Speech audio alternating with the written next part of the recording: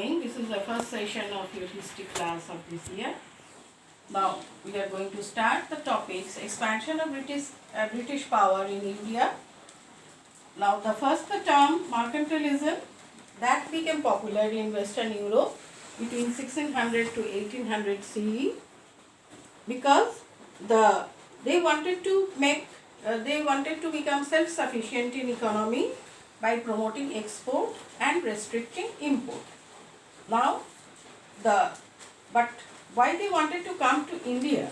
Because there was high demand of Indian raw material and Indian goods like spices. So 1600, East India Company came here in India. 1602, Dutch East India Company came here. Then French East India Company came here at 1664. So, like that, all these Portuguese, Dutch and French, they all came to India and wanted to set their colonies for the business purpose. Now, so there was a scramble of all the companies in one place and everybody was each one's competitor. So, there was a trade war. And all these companies, they came here, the Dutch, the French and the Portuguese because of mercantilism. Now, so many people wanted to do the same type of work, all wanted to gain their profits. So, there was a competition and that led to trade wars. Now, we will see when they have come to Bengal. Now, in Karnataka also, when British came here, before Karnataka, the British came here, then the British got granted monopoly trade with Queen Elizabeth, and then after that, 3 Karnataki wars took place. After that, the conquest of Bengal in middle of 17th century, British acquired 3 villages, that is Sutanuti, Govindapur and Kalika. All these 3 villages together became Kalikata. Now, under the able leadership of Lord Clive, company managed to win over important members of Shiraz's court like Mir Jafar, Jagat Shet, and Sirajuddaulah was defeated and killed by British in the Battle of Plassey, and then Battle of Buxar. Now Mir Qasim, the son-in-law of Mir Jafar, made the new Nawab by the East India Company and later failed to meet the company's demands. The new Nawab became unpopular with the British due to some reasons. The reasons are he wanted to do modernization of the army and attempt to improve the finances of Bengal and attempt to check the misuse of trade privileges of British and abolition of taxes on internal trade. So some treaties were made after that. Major consequences, Battle of Buxar. When Battle of Buxar took place, then they had to make some treaties. First was Treaty of Allahabad that was signed between British and Shah Alam II and Sirajuddaulah in 1765. Then Diwani right, Mughal Emperor granted Diwali right. What was Diwali right? That is to collect the revenue from Bihar, Bengal and Odisha. And then Nawab of Awadh, he had to pay an indemnity of 50 lakhs. Now his kingdom was restored to him by the company on a promise to help him in case his freedom was attacked by other rulers.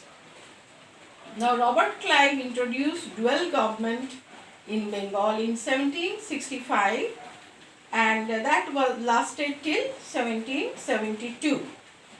Now system of dual government made the company virtual leader of Bengal because of which Bengal suffered tremendously during this period and a severe famine broke out.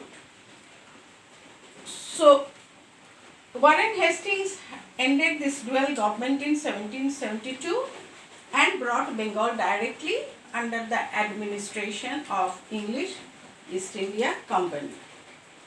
Now, expansion beyond Bengal. Now, they wanted to expand their territory. What they did, they made one subsidiary alliance, and then they did another doctrine of lapse. How they can capture all the territories of India. Then they had some fight with the Mysore. In Mysore, there was leader was Hyder Ali.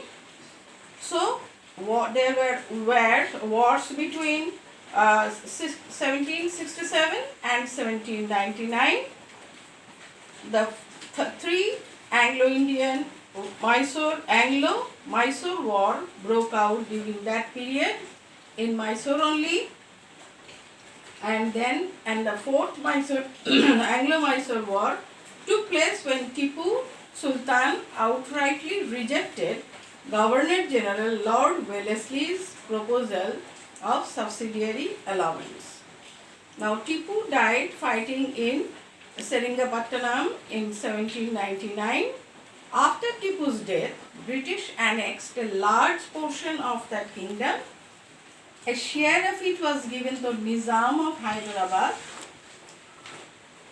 The rest of the kingdom was placed under the care of the old ruling family of Woodyers, who accepted the subsidiary alliance as proposed by Lord Wellesley. But next come the Marathas. Third Battle of Panipat in 1761 gave a decisive blow to Maratha power and exposed its weak side. Among Maratha's chiefs, they used to fight among themselves.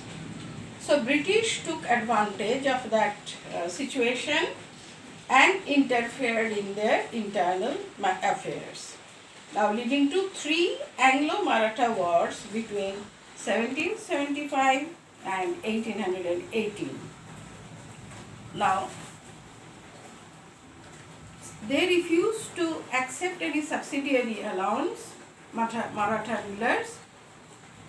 So the second Anglo-Maratha war again took place because they refused that subsidiary alliance and they were defeated, and subsequently they will have to agree to take the subsidiary alliance and part with the territories of Ahmednagar and Broch.